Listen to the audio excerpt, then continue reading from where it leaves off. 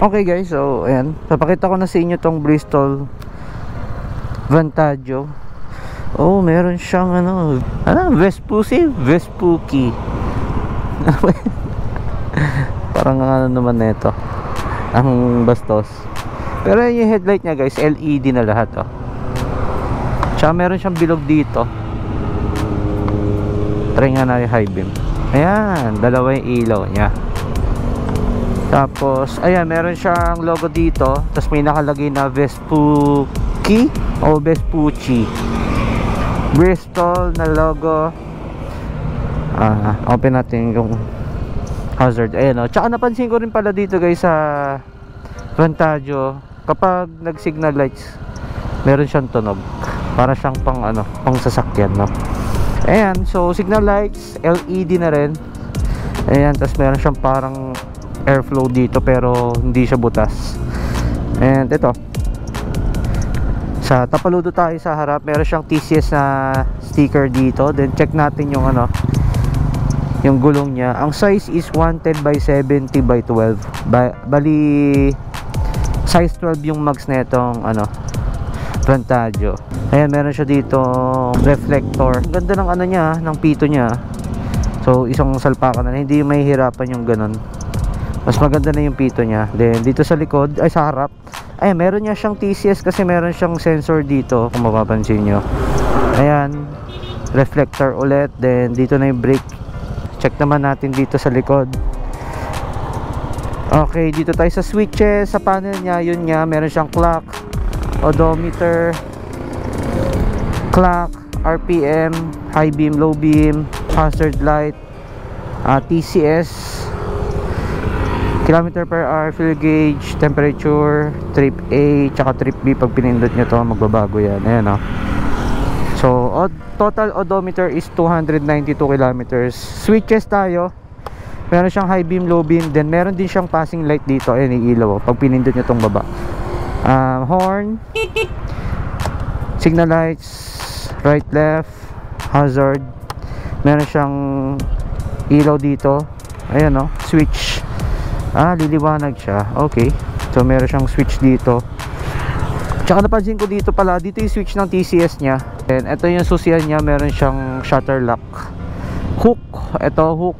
Pag mamalengke kayo. Footboard niya, napansin ko sa kanya, ang relax niya gamitin itong Vantaggio. Ayan o.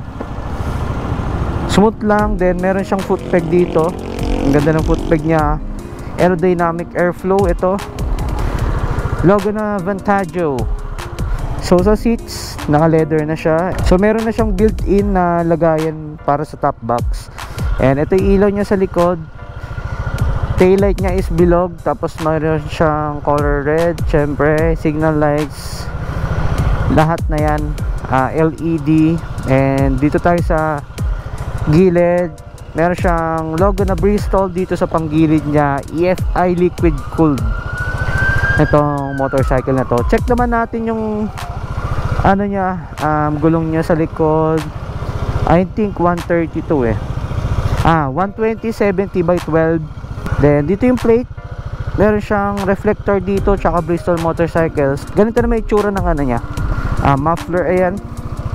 Meron siyang stainless dito na tip pang para hindi mainitan yung angkas. Liquid cooled na rin pala to guys. Tapos nandun yung preno nyo, mapapansin nyo.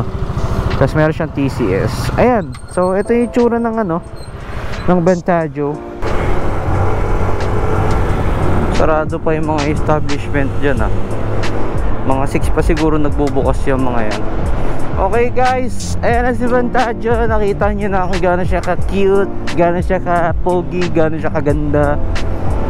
Ayan, nakadepende na lang sa taste niya yan. Pero for me, overall ang sarap niyang gamitin. Pang chill ride talaga tong motor na to. Lalo na yung mga ganitong klaseng bike. Etong mga classic, ang cute niya talaga gamitin. Ang sarap niyang gamitin. Ang lakas din ng power niya. Manila, Philippine Marina. Kanan kaya tayo, pasok tayo expressway. Woohoo!